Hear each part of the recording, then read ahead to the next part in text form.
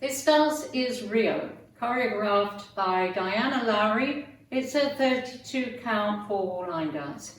Section 1, starting with the right foot, walk forward, right, left, right, pivot a half left, repeat those 4 counts, walk forward, right, pivot a half left. Section 2, side together, side chasse, cross rock recover, side chasse.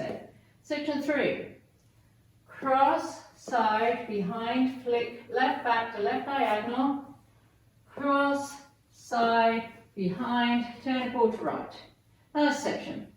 Step forward, pivot a half right, shuffle a half right, rock back, recover, kick, all change.